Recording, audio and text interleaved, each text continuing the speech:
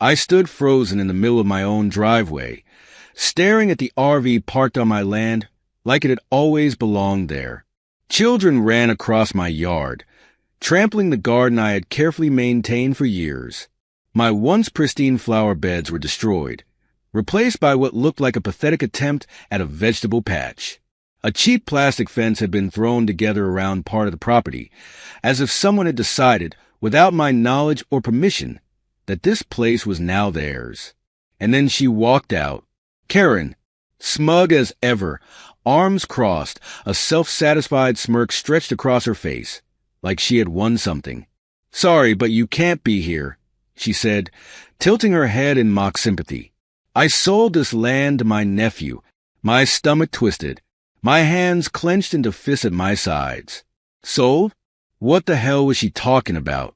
"Karen," I said, my voice low and dangerously calm, "this is my property.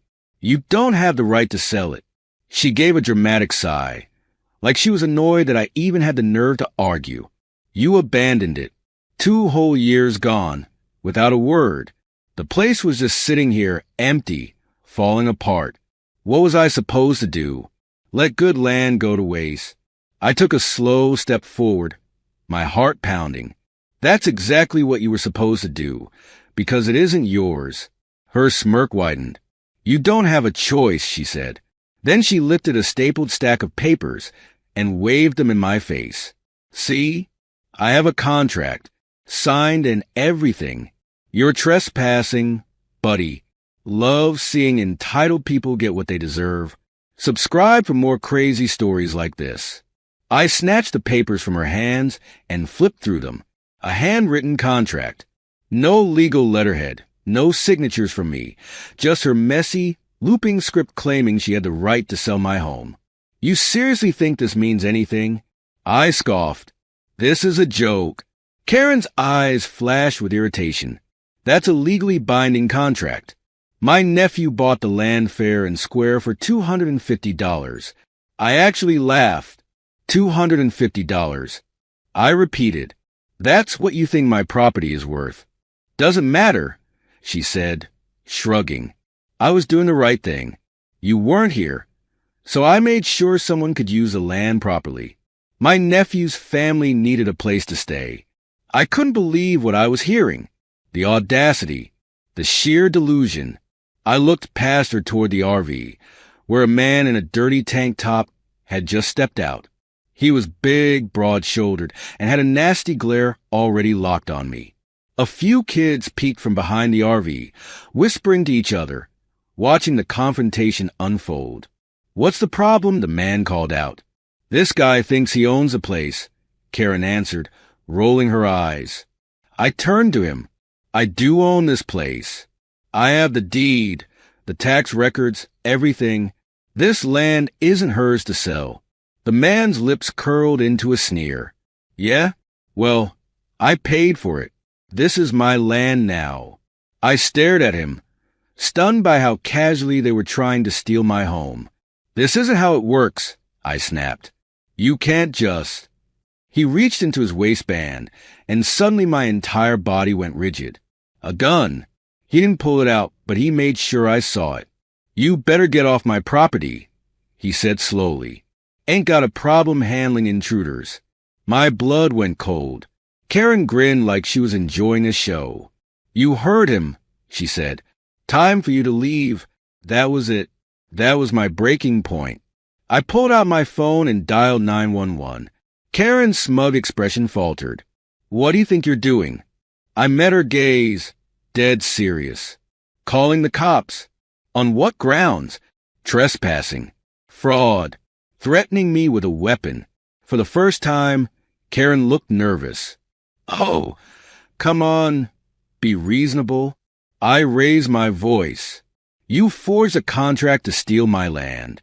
Your nephew is illegally squatting here. And now he's threatening me with a gun? You think the police are going to side with you?" She floundered for a response, opening and closing her mouth like a fish gasping for air. The nephew, though, wasn't backing down. He glared at me, hands twitching near his waistband. I didn't look away. You'd better pray the police get here before you do something stupid, I said.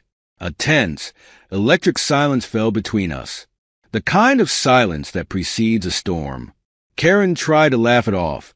They're not going to do anything. You abandoned the place. You don't even have proof that you own it. Try me, I said. And just like that, the blaring sound of police sirens cut through the air. Karen's face drained of color. Her nephew stiffened, glancing between the road and me, like he was weighing his chances. Too late. The law was coming, and I was ready to watch them tear her delusions apart. The police cruiser rolled up the driveway, gravel crunching under its tires. 2 officers stepped out, their hands resting near their holsters as they took in the scene. One of them, a tall, broad-shouldered man with a no-nonsense expression, looked straight at me. You the one who called? I nodded, keeping my eyes on Karen and her nephew. Neither of them had moved, but Karen's smugness was beginning to crack. Her nephew was shifting uncomfortably, his fingers still twitching near his waistband. What's going on here? The second officer asked, eyes flicking between us. I took a step forward, my pulse still hammering. This is my property. I came home today and found these people squatting here. Karen, I pointed at her, claimed she sold my land to her nephew. She forged a contract, took his money, and now they're trying to tell me I don't own my own house. Karen let out a dramatic scoff, crossing her arms. It's not forging. He abandoned the place for 2 years. Nobody knew if he was ever coming back. I simply made sure it was put to good use. One of the officers turned his attention to her, unimpressed. Ma'am, unless you have legal ownership of this property, you can't sell it. She huffed. I do approve. I have a contract. I cut in, holding up the flimsy stack of papers she'd shoved in my face earlier. This isn't a contract. It's a handwritten scam she came up with to trick her nephew. My name isn't on it. No legal signatures. Just her claiming she had the right to sell my land. The officer took the papers, flipping through them. His brow furrowed. This isn't valid, he muttered, handing them to his partner. Karen's nephew scowled. I paid for this land, he growled. It's mine. I'm not leaving. One of the officers fixed his gaze on him. Sir, if you don't have a legal deed or proof of purchase from the rightful owner, then you're trespassing. The nephew's lips curled into a sneer. Not if I've got squatter's rights. A beat of silence passed. Then the officer let out a low, unimpressed sigh. That's not how it works. You can't just park an RV on someone's land and claim it as your own. Karen was shaking her head, her confidence returning. Listen, officer, let's not be dramatic. Nobody's trespassing. We're just settling a little property dispute. There's no need to make a big deal out of it. I turned to her, barely restraining my anger. Big deal? Your nephew threatened me with a gun. Both officers stiffened. The air in the driveway shifted instantly. The tall officer took a step closer to the nephew. Sir, are you armed right now? The nephew narrowed his eyes, clearly debating whether to lie. His fingers twitched toward his waistband again, but before he could move, the second officer's hand went to his own weapon. Hands where we can see them. Now. Karen's nephew glared, but he lifted his hand slowly. Turn around, the officer instructed, stepping forward cautiously. I'm going to check for a weapon. For a second, I thought he might run. His muscles tense, his breathing quickened. But then, with a muttered curse, he obeyed. The officer patted him down and, within seconds, pulled a gun from his waistband. And just like that, everything changed. Karen let out a sharp gasp. That's not his. That's... The officer ignored her, inspecting the firearm. His face darkened. The serial number is scratched off. My stomach dropped. Even I knew what that meant. Illegal gun. Possibly stolen. Where'd you get this? The officer asked, voice dangerously calm. The nephew didn't answer. Do you have a permit for this weapon? Silence. The officer exhaled sharply. Sir, you're under arrest for possession of an illegal firearm.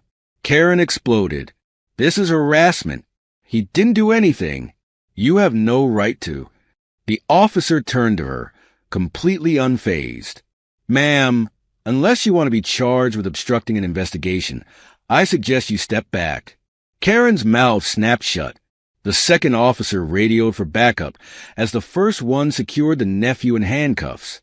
You can't arrest me for staying on my land, he spat, glaring at me. This isn't your land, I shot back. You got scammed, and instead of handling it like a rational person, you pulled a gun on me. Karen's face was flushed red with rage. This is ridiculous. You're ruining a perfectly good family arrangement. He has kids. Where are they supposed to go now? The officer turned to her. If you fraudulently sold him this land, you could be facing legal consequences, too. She paled slightly but quickly recovered, crossing her arms. I didn't sell anything illegally. I stepped in. You trespassed. You destroyed my property. You lied to steal my land.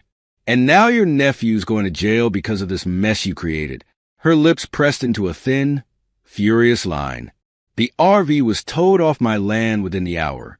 The kids were picked up by another relative. As for Karen, she stayed behind, watching everything fall apart around her. She knew she had lost this round, but I had a feeling she wasn't done yet. Karen stood on the sidewalk, arms crossed so tightly it looked like she was holding herself together by sheer willpower. Her nephew was gone, arrested for the illegal firearm, and his RV had been dragged off my property, leaving behind patches of dead grass and torn-up soil. But Karen wasn't backing down. Not yet. You think this is over? She sneered, her voice sharp with barely contained rage. I'm not letting you get away with this. I scoffed, shaking my head. Get away with what? Reclaiming my own property? You stole from me, Karen. You scammed your own nephew, and now you're standing here acting like I'm the bad guy. She stepped closer, her eyes flashing. You abandoned this place. For 2 years. You don't deserve it. I did what was necessary to put it to good use. I exhaled slowly, keeping my temper in check. I never abandoned it. I paid the taxes. I paid for maintenance. You had no legal right to touch my property. Her jaw clenched. Squatters' rights. I laughed, an actual full-bodied laugh of disbelief. You think you can claim squatters' rights? That only applies if the property is truly abandoned and nobody maintains it. I have every record proving I own this land. You don't have a case. Her smugness flickered, but she doubled down. I'll fight you in court, she snapped. I'll get a lawyer. I have rights. You have nothing, Karen. No lawyer is going to take your case because it's garbage. You forged a contract. You illegally sold my land. You let your nephew threaten me with a gun. And now you want to act like you're the victim. She opened her mouth, then snapped it shut. For the first time, I saw it, the cracks forming in her confidence. She knew she had lost. But Karen wasn't the kind of person to accept defeat gracefully. The next morning, I woke up to the sound of something heavy slamming against my house. I bolted upright, heart pounding, and rushed outside. Karen stood in my yard with a hammer. She had already smashed my mailbox to pieces. Before I could even yell, she raised the hammer again and brought it down on my porch railing, cracking the wood. Are you insane? I shouted, storming toward her. She whirled on me, eyes wild. You think you can just take this place back? You think you can humiliate me? She swung the hammer toward my flower bed, sending dirt and crushed petals flying. You ruined everything. You ruined my family. I pulled out my phone. I'm calling the cops. She let out a humorless laugh, but it was tinged with panic. Go ahead. You think they'll arrest me for breaking a stupid mailbox. I snapped pictures, making sure to capture the destroyed railing, the crushed plants, the shattered wood. It's destruction of property. You're trespassing. And you already have a record of fraud from what you pulled with my land. You really want to add vandalism to that list. Her breathing was ragged, her face a mask of fury. Then she made a mistake. She swung the hammer at me. She missed barely, but that was all I needed. I took one giant step back and dialed 911. Yeah, I have someone vandalizing my property and attempting to assault me with a weapon. Karen froze. I locked eyes with her and smirked. That's right. A hammer is a weapon. She dropped it instantly, like it had burned her hand. You're twisting things. The sirens were already approaching. Karen turned on her heel and tried to run. Too late. The cops pulled up, and this time, they weren't in the mood for games. The officer from yesterday stepped out, his expression hardening when he saw her. Ma'am, put your hands where we can see them. Karen shrieked in frustration. He's lying. He's setting me up. This is my land. The officer looked at me. You got proof of damage? I held up my phone, showing the photos. Clear as day. She destroyed my mailbox, my railing, my garden, and she swung a hammer at me. Karen started crying. Right on cue. I was just so angry. I lost everything. He tricked me. The officer didn't care. You're under arrest for destruction of property, trespassing, and attempted assault. Karen screamed, flailing as they cuffed her. No. You can't do this. He's a liar. A cheat. This is MY neighborhood. She kicked at the air as they shoved her into the squad car, her face twisted with rage and disbelief. I watched as they drove off, my heart finally beginning to slow. Karen was done, or so I thought, because the next step? Taking her to court. Karen was gone, at least for now. The police had taken her away, and for the first time in days, my land was quiet. No screaming. No stomping around, no entitled rants about how she somehow deserved my property. But I knew better than to think this was over. People like Karen didn't just accept consequences and move on. I spent the next few days repairing the damage she had done. My mailbox was replaced, though I couldn't fix the railing myself. I had to hire someone. The flower beds would take time to recover. But the land was mine again, and that was what mattered. Or so I thought. Then the letter arrived. Karen was suing me. I stood at my kitchen counter, gripping the paperwork so tightly it crumpled in my hands. She was actually trying to take me to court, claiming I had wrongfully evicted her family and damaged her reputation. She even had the nerve to demand compensation for emotional distress. It was laughable, absolutely ridiculous. But I wasn't laughing, because I knew if I ignored it, she might actually get away with something. People like Karen thrived on loopholes, technicalities, and exhausting their victims until they just gave up. I wasn't going to give up. I got a lawyer, and if Karen thought she was the only one who could file a lawsuit, she was in for a very rude awakening. When our court date finally arrived, Karen walked in with the same smug expression she always had. She was dressed to impress, her hair perfectly styled, her outfit way too expensive for someone who had supposedly suffered financial damages. But I noticed the way her eyes darted around the courtroom. She was nervous. Good. The judge took his seat, and the hearing began. Karen's lawyer stood up first, delivering the most pathetic opening argument I had ever heard.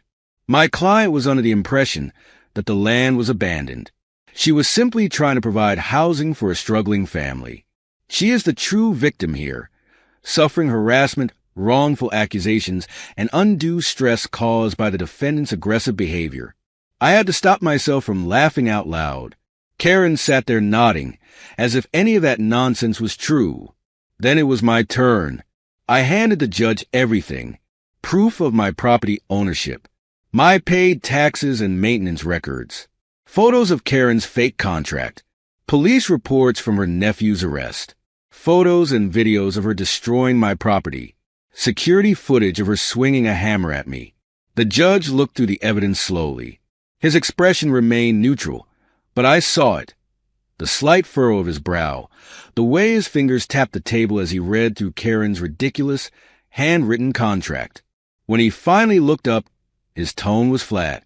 Ms. Holloway, Do you have any legal documentation proving you owned or had the right to sell the plaintiff's land? Karen swallowed, her confidence flickering. Well, I made an agreement. That is not what I asked. The judge interrupted. Do you have a deed, a signed contract with the actual owner, any legally binding documentation that supports your claim? She floundered.